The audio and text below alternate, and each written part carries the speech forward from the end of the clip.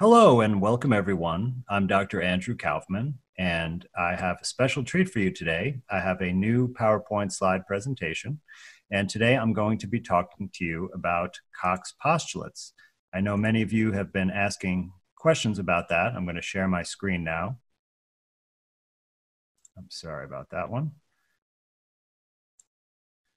I chose the wrong thing. So here we go. As I said, the title of today's presentation is Koch's postulates, have they been proven for viruses? Or The Rooster in the River of Rats. And please visit me at my website, andrewkaufmanmd.com, where you can request consultations or interviews. You can ask questions, leave general comments or other feedback, or just in general get in touch with me. And the name of my YouTube series is called Medicamentum Authentica. And it's on my YouTube channel under Andrew Kaufman. And I also have a channel on BitChute, Dr. Andrew Kaufman. So please find me there as well. Okay, so let's talk about what Koch's postulates are. So there are 4 postulates, and these are some common sense rules that were formulated originally in the late 1800s to provide a way to determine if a microorganism or germ causes a disease. So the first postulate is the microorganism must be found in abundance in all organisms suffering from the disease, but should not be found in healthy organisms. Pretty common sense. Number 2, the microorganism must be isolated from a diseased organism or a person and grown in a pure culture. 3, the cultured microorganism should cause disease when introduced into a healthy organism. So once you've isolated it from a sick person and purified it, then you can put it into a healthy person and cause the same disease. And 4th, you must be able to re-isolate that organism from the person that you made sick. And if you can do all these steps, you've proved pretty much conclusively that that microorganism or germ causes the disease. So I came across this article that some of my viewers sent me, and it claims that Koch's postulates have been fulfilled for the SARS virus. And this was published back in 2003 in Nature, which is one of the most prestigious scientific journals. And this is really important to point out because I have been saying that Koch's postulates have not been fulfilled. And this is also important because the SARS virus is SARS-CoV-1. In other words, the other virus that supposedly is related to SARS-CoV-2, which is another name for COVID-19. So this is the precursor virus to the current COVID-19 situation. So it'll give you a little bit of a historical background. So I want to point out that right here, just between the title and what they say in the body of this article, already they're misleading you. Because in the second paragraph, they wrote, according to Koch's postulates as modified by Rivers for viral disease. So it's not Koch's postulates, it's Rivers' criteria, which is different. And they should have put that in the title, but they're misleading you to make you think that Koch's postulates have been fulfilled. According to Rivers, there are 6 criteria to establish virus as a cause of disease. And I'm going to tell you what those 6 criteria are. And I'm going to compare and contrast that to Koch's postulates. So you'll see that the color coding tells you which matches up with which. So you can see that there is quite a bit of overlap. So the one that that Rivers did not require was that the microorganism is found in ill but not healthy people. So that seemingly was too difficult to prove for Rivers, but I feel that this is a major shortcoming. Because if you can't find a virus in a sick person with the disease that you're looking at, then how can you really say that it causes that virus? However, I'm going to give it a pass because they're using the Rivers criteria, so I will apply the Rivers criteria. And you can see that it definitely requires isolation of the virus from a diseased host, just like Koch's criteria. And also, there's a slight difference in how it's cultivated because viruses are not living organisms. They can't reproduce on their own. So you cannot grow them in a pure culture. So for example, if you isolated, let's say, Staphylococcus from a sick person, you could grow that Staphylococcus in a pure culture that will only be Staphylococcus cells.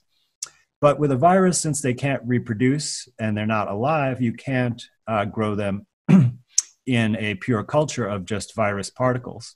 So you need to have host cells. So that would be cells basically from the person who is ill or the source of the virus in the first place. Now, there's the third criteria of Rivers, which is not in Koch's postulates, which is proof of filterability. And this is important because the virus particles are very, very tiny in the nanometer scale, which is a billionth of a meter. And so if they have a filter with very, very small pores, much smaller than the masks people are wearing, only the particles that are considered to be a virus can pass through, and all of the other cells, like the host cells or any bacteria or fungal cells that are in the mix, will get filtered out. So this is a way to purify the viral particle. Number 4, you must be able to take that isolated particle or virus and put it into a healthy host and cause the same disease. So that's the same as the third criteria of Koch's postulates. And this is the criterion that is the most important for proving that this agent causes a disease. You can't say that it causes a disease without this step, because before that, even if you find it in people with the disease, it's just an association or a correlation, and that does not prove causation. And I'll give you an example. Let's say that you show up at a fire and you see there are firefighters there. Now, you can't assume that the firefighters caused the fire just because they're there. They're just associated with the fire. And actually, they're doing the opposite. They're putting out the fire. So you can be really confused without this step. Then the 5th criterion is re-isolation of the virus. So that's from the person that you produced the disease in. You can once again isolate that particle or agent from that person. And then finally, the detection of a specific immune response to the virus. And this is much more difficult to prove because of the specificity issue, but I'm not going to really cover that very much during this talk because it is in my opinion, the least important of the criteria. So notice what is not in Rivers' criteria. There is nothing about genetic material, DNA or RNA mentioned at all. So in other words, you don't even have to look at the genetic material in order to prove these criteria. And at least formally, the genetic material or specific sequences does not have a role in proving that a virus causes a disease. And I'm following, this is what is specified in the authors of the Nature paper. So I went and looked at Rivers' article from 1937 where he laid out these 6 criteria. And I found a few interesting quotes to help us learn a little bit more detail what he was saying. So the first quote, "Now it is possible to bring excellent evidence that an organism is the cause of a malady without complete satisfaction of Koch's postulates." So basically he's saying that you can skip the steps that are not included in his criteria and still prove that a virus causes a disease. Next quote is, "Particularly those diseases caused by viruses, the blind adherence to Koch's postulates may act as a hindrance instead of an aid." Well, I think this indicates that he may have been looking for a little bit of a shortcut, that maybe it was difficult to perform some of the steps, and this makes it a little bit easier to prove a virus is the cause of disease. And it's not good to let your outcome affect your reasoning when determining these things, but I'll still accept the Rivers criteria as valid. He said, "It's obvious that Koch's postulates have not been satisfied in viral diseases." Now, granted, this was in 1937, but up to that time, that was certainly as true as it is today. He also said, "In the first place, it is not obligatory to demonstrate the presence of a virus in every case of disease produced by it." Now, I really don't understand the reasoning behind this, because if the virus is not present, then how could you say it caused the disease? But once again, I'll accept these criteria since this is what the authors laid out. And the last quote, "Viruses, whether they are parasites or fabrications of an autocatalytic processes, are intimately associated with host cells." So this is really important because it indicates a degree of uncertainty about the nature of viruses. And when he says that they are fabrications of autocatalytic processes, what I think that means is what's called apoptotic bodies. So our cells undergo this programmed cell death called apoptosis or apoptosis. And this happens in response to various things. It could just be a natural occurrence, but if there is a major illness, then cells might undergo this process, and they basically fragment into little blebs, and these little bodies, I think, are what he's calling the fabrications of an autocatalytic process. But that's very different from a virus, because that actually comes from our own cells rather than from outside. And he definitely points out the intimate association with the host cells, which is very important in the experimental methods that I'll get into. He also said something very important about how you prove the criterion where you put the isolated virus into a healthy person and cause the same disease. And what he said is, by means of inoculation of material obtained with patients with the natural disease. Okay, so not something made in a laboratory or from a laboratory, but from another patient with the natural disease. That's very important. He also said, if the inoculated animals become sick or die in a characteristic manner, which means having the same symptoms as the original disease, and if the disease in them can be transmitted from animal to animal by means of inoculations with blood or emulsions of involved tissue, free from ordinary microbes or rickettsia, so in other words, give them a bodily fluid that has been filtered so that there are no other organisms in that can confuse the issue. It has to be purified. Says one is fairly confident that the malady is the experimental animals is induced by a virus. So basically what he's saying is, if you apply his criteria, it's not certain, but you can be fairly confident that the virus causes that disease.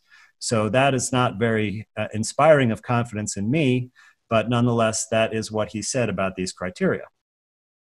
So in other words, even if all 6 of the criteria are satisfied, that only leads you to be fairly confident, not conclusive, not certain, not 100%, just fairly confident. Okay, so let's get back to this Nature article now that we've reviewed the background information. And it goes on to say that the first 3 Rivers criteria, which is isolation of the virus from a diseased host, number 2, cultivation in host cells, and number 3, proof of filterability, have been met for the SARS coronavirus by several groups. And you see at the bottom these footnotes 2, 3, 4, 5. So I'm going to go through, and they are also in the article here at the top. If I can put my cursor is visible here. So 2, 3, 4. Oh, sorry. This is from a different paper. This is from the one before. So it's at the bottom of this, 2, 3, 4, 5, but I'm going to give all the references in each slides because I went through all those papers. And number 2 is actually the Rivers paper, I believe, but let's see. So before we get into those papers, I just want to go over the definition of isolate, because I think that this has been confused by some of the scientists as to what it means and what procedure they're using. So this is from the Merriam-Webster Collegiate Dictionary. And it says, especially to separate from another substance so as to obtain pure or in a free state. So in other words, nothing else is mixed with it. Very key. So here is a method that's been documented by many. It's in standard microbiology textbook or lab textbook. And it has been used extensively to isolate viruses from lower organisms such as bacteria, amoeba, and algae. And what you do here is you take the sample or the body fluid, which is in the upper, left corner here. This is the body fluid. So like in the case of SARS and of COVID-19, it would be lung fluid is the most common thing that is used for this purpose. And what you do is take that fluid and you put it through very, very small filters. And this accomplishes what I described earlier, that separates out the tiny little particles from any bacteria. In this photograph here, these big rods are actually bacteria, and the little dots are supposedly viral particles. So putting them through this filter, you leave the bacteria behind and just collect the little particles, little dots in the filtrate. Then you take this filtrate and you use a centrifuge with a density gradient solution. So you put the density gradient liquid in the tube and then add the filtrate and spin it. And what it does is it it forms a band of the particles because they all have the same density. And then you could easily take a pipette and suck those particles out. And then you can look at them under the electron microscope, and you can do chemical characterization on them, and you can extract genetic material if you want to look at that. But the key thing is that going through these steps, you've completely purified the particles directly from the sick patient's specimen without mixing any adulterants or other things with it. And so that is really key for this isolation step. Now, here's what the scientists that are publishing articles saying they isolated a virus are doing. So they start with the same sample, the lung fluid, but what they do first is they just take the whole thing. They don't filter it or purify it in any way, but they add some enzymes that dissolve the membrane, so it releases all the genetic material that may be inside of cells or particles into the free solution. And then they do is put in some PCR probes, which will amplify various pieces of genetic material. And they can then sequence that genetic material and characterize it in many ways. But this has nothing to do with Rivers' criteria. As I said before, there was nothing mentioned about genetic material. So if you look at the other pathway that they do is they take that fluid, they may or may not filter it. Some of the methods are not described in very much detail, so they leave out this step. It's hard to tell if they've done it or not. And then they mix this body fluid with non-host cells. So they often buy commercially prepared mammalian cell cultures, like a very common one are viro cells, which are monkey kidney cells. So they basically mix this with some kind of cell culture, and often they add antibiotics, almost in every case that I've seen where there's detailed methods written up. And this is really important because the antibiotics actually induce exosomes. And if you've seen my previous talk, or if you haven't, please take a look at it. You'll see that exosomes are particles secreted by our own cells, and they help us heal from disease and communicate with each other inside our body, allow different cells to communicate. And all mammalian cells make exosomes, and various things cause the cells to make more exosomes, or induction of exosomes, and one of those is antibiotics. And there are several papers that describe this. It's very well known. So they're basically mixing this bodily fluid with a mixture of cells and antibiotics that's making exosomes. And then what they do is they may or may not purify the particles out of that mixture. They often just keep them mixed with the cells and then look at them under the microscope, and occasionally they purify them. But there is no way to tell if the particles that they have identified after this procedure are from this tissue culture with antibiotics, or if they're from this lung fluid. And since they set up a procedure that always results in exosome induction, there are going to be particles that are exosomes in there for sure that look just like viral particles. So I think this is where the major confusion comes to play. So here are the 4 papers that I mentioned that are footnoted that supposedly satisfy the first 3 criteria of Rivers. So Putanen, Drosten, Kaziacek, and Paris. And please forgive me if I'm mispronouncing any of those names. And these are all about the SARS coronavirus from 2003. So let's look at the Putanen paper first. So they did not isolate any virus, the first step. And here's a quote from the article: routine direct virologic examination of all respiratory and stool specimens received from 9 of the 10 patients was completed, yielding negative results. This included negative electron microscopical examination. So what they actually followed the right procedure here to do this, that they took the lung and stool specimens in this case and actually did try to purify those and look at those under a microscope, but they did not see anything. So that was a negative isolation. As I described, they did obtain genetic material, as they do in almost all these studies. The second step, they did not cultivate any fluid or particles in host cells. Instead, they used monkey viro cells, which, as I described, introduces exosomes. And they did not prove filterability. So what they did was they performed all of these different tests, mostly genetic tests or antibody tests, to screen out for the presence of other bacteria or viruses that are known to cause disease. And in this case, they actually found metapneumovirus in 4 of the 9 patients, which definitely confused the issue. So once again, in the Putanen paper, they did not prove any of the 3 criterion as claimed. So let's look at the Drosten paper. And once again, they did not isolate any virus. They did find, interestingly, particles that look like another virus called paramyxovirus in one specimen, but not in the other specimens. Once again, they did not cultivate any particles in host cells. Instead, they used vero cells again. And once again, they did not prove filterability. So that's the first 2 papers have not proved any of the criterion yet. Let's go to the third one, the Kochovi paper. So once again, they did not isolate a virus. Once again, they did not cultivate in host cells. Instead, they used several different kinds of cells here. I'm not sure what all of these are, but they definitely did not come from the host. And they also tried to inoculate mice with this mixture. Once again, they did not prove filterability. So far, nobody has proven any of the criteria.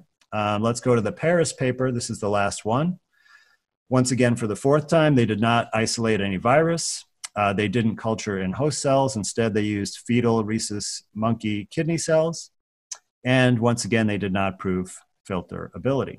So none of the first 3 criteria were satisfied by any one of those 4 papers as stated in the article. So let's go back to the article to look at the remaining 3 criteria. And here's what they said, that the authors of this article, have tested for the 3 remaining criteria, which are the production of comparable disease in the original host species or a related one, re-isolation of the virus, and detection of a specific immune response to the virus. So since they didn't satisfy the first criteria, they didn't have anything isolated, it would be next to impossible to satisfy these 3, but let's see what they said they did. So criterion 4 produced the same disease in the host.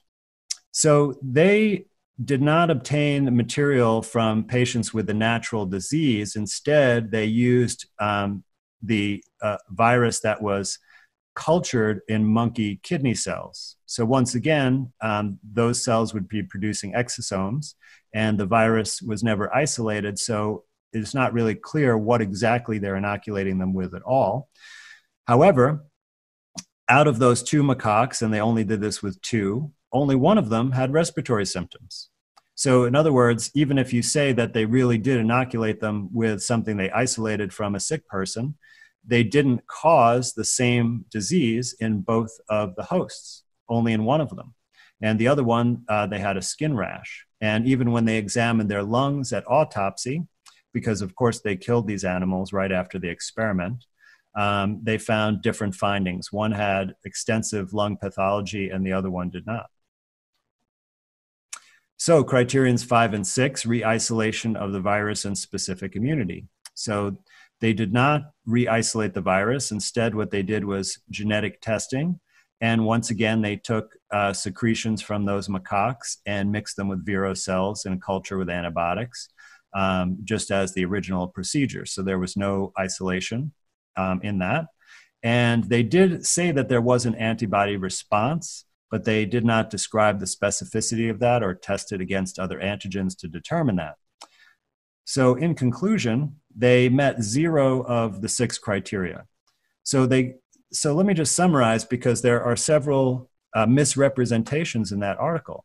So first, in the title, they said they satisfied Koch's postulates, but in the second paragraph, they said actually they used Rivers' revision of the Koch's postulates, which are distinct. And then they claimed that 4 papers satisfied the first 3 criteria, but upon closer examination of those papers, not one criteria for any of those papers was satisfied. And then they claimed that they satisfied the remaining 3 criteria, but once again, upon closer examination of their procedures, they did not satisfy any of them. So this is what I would consider a fraudulent paper, because they cannot provide any evidence to back up any of the claims they made in their paper. and it's very, very misleading. So I thought I would look at some of these reverse criteria for COVID-19 because this is the most relevant thing to what's going on now and what I've been mostly spending my time studying and talking about. And it would be very easy to apply these to the papers that have described COVID-19, which, by the way, is based on the original SARS coronavirus. So these are the 3 papers that have been published on 1, 2, 3. And then the 4th one is a group from Canada that has reported to some news media that they have also isolated this COVID-19 virus, but they have not published yet. So there's much less information about their specific methods, but there was enough to know what's going on. So let's look at, so out of what I found is that none of the studies met the first 3 criteria.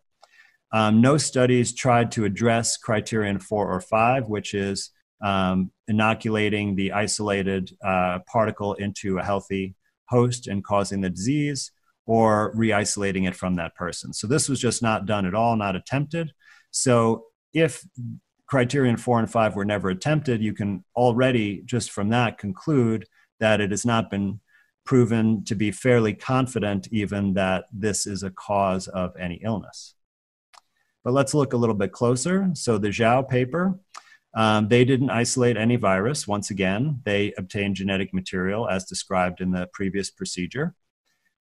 Number 2, they did not cultivate in host cells. They used, once again, viro cells and this other HUH7 cells, but they only did this in 1 out of the 7 patients, and they did not prove filterability. And here's what they wrote in their conclusions. This study provides evidence of an association between the disease and the presence of the virus. However, there are still many urgent questions to be answered. We need more clinical data and samples to confirm if this virus is indeed the etiology agent for this epidemic. And etiology means cause. So basically they said, we need more studies to prove causation. This only provides evidence of an association. And there's still many questions to answer. So the authors of this article were very honest and understood the limitations of their research methods and put an appropriate conclusion. They did something else interesting, and I want to just talk about the genetic material for a moment, because this is what they really say is the reason why they've identified it, and it's also the reason or the basis for developing this diagnostic test. The RT-PCR test is basically just tests this genetic sequence.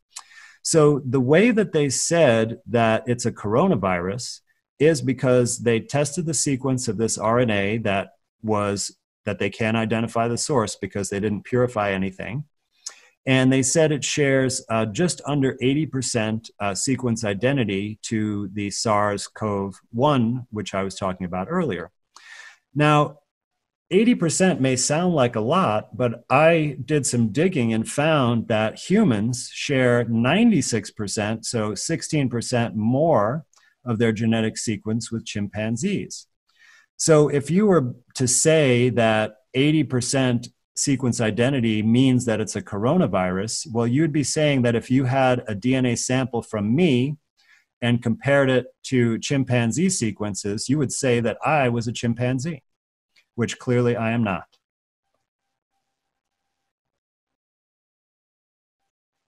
So let's move on to the next of the 3 papers. So the Zhu paper, once again, no virus was isolated. They obtained genetic material. They didn't cultivate in host cells, and this time they used lung cancer cells. Now, they don't call it that in the paper. What they say is that they are lung epithelial cells taken from biopsies of lung cancer patients. Now, I don't think it takes too much to realize that there are going to be cancer cells in there. And one thing that we know about cancer cells is that they make lots of exosomes. So this would provide particles that could be seen under the microscope and confused with other particles. And once again, they did not prove filterability. And this is what they said in their conclusion. So once again, an honest author. Although our study does not fulfill Koch's postulate, so they acknowledge that outright, our analyses provide evidence implicating 2019 nCoV in the Wuhan outbreak. So we have association, and we have implication. So this is nowhere near causation. This is preliminary findings that basically suggest that you need to do some more studies and actually apply the Rivers criteria if you want to prove causation. Now, the third paper is a little bit more problematic, but I'll get to that in a second. But if you look at the methods, once again, they did not isolate any virus. Once again, they did not cultivate in host cells. They used virus cells and antibiotics and did not prove filterability. However, I want to describe the McMaster team first because, like I said, they don't have a published paper, so I can't say a lot, but they did describe their methods a little bit on their website. And once again, they did not isolate a virus, and they also did not cultivate in host cells. They're using some other kind of mammalian cells, which is the same procedure every group is using. But back to the Kim paper, because the Kim paper has something really problematic. And this doesn't come from the conclusion, it comes from the introduction section. And in their introductory section, they said basically that a new coronavirus was identified as the causative agent of this unexplained pneumonia in January 2020. Now, this is a very bold statement. And as you saw, the conclusions of the other two papers, which came before this, didn't make any such statements based on their research.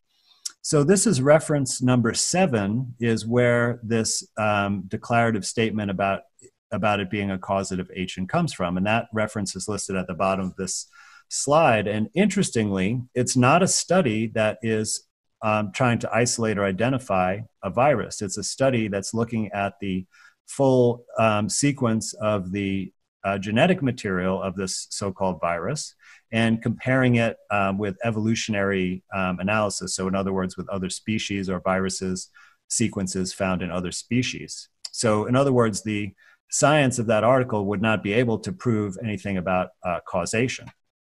So I went and looked at that article, and interestingly, it doesn't say anything about causation anywhere. In the introduction, it says that a novel coronavirus is associated with human-to-human transition and severe human infection. So once again, association is not causation. And in its conclusion, it talks about the genetic features of the virus and their potential association with virus characteristics and virulence in humans remain to be elucidated. So in other words, there's some kind of association. We need more research. We haven't proven anything. So how did they say this? They must have just basically flat out lied. They made this up. They said it's a causative agent. They gave a reference, and it's not in the reference. And in my opinion, this should be censured. I mean, this is a serious ethical violation here to make such an important claim. All of the world policies are based upon this claim that it is a causative agent, and they cannot reference any science to back that up whatsoever. If we go on and look again at that McMaster University article, which is on the university website, they also make a bold claim, perhaps following on Kim's paper, saying that this new coronavirus set in motion the pandemic. So that's even a bigger claim than it being the cause of an illness. So you see, once a rumor is put out there, then other people are going to adopt it, and then it's going to become in people's minds the truth, even though there's nothing to back it up. So just to summarize the whole rumor mill thing, we have the papers that actually did the studies, and they claim that there's an association or an implication of the virus in the illness, far from any declarative statement about causation. Then in the third paper, it was changed to causative agent, and then it was changed to set in motion the pandemic. So stronger and stronger statements. And no evidence was provided at all to back up those statements, just flat out lies. So I'd like to conclude from everything I talked about that one, despite the claim of satisfying Koch's postulates, not one of the 6 Rivers criteria was met for SARS. Not one. That's in 2003. None of the Rivers criteria were met for COVID-19, except possibly specific immunity, the least important of the 6 criteria. And rumors and lies placed COVID-19 as the cause of a pandemic with no proof whatsoever. Just want to highlight the players here. And please do connect with me at my website, andrewkaufmanmd.com. Thank you so much for your time, and I'll see you next time.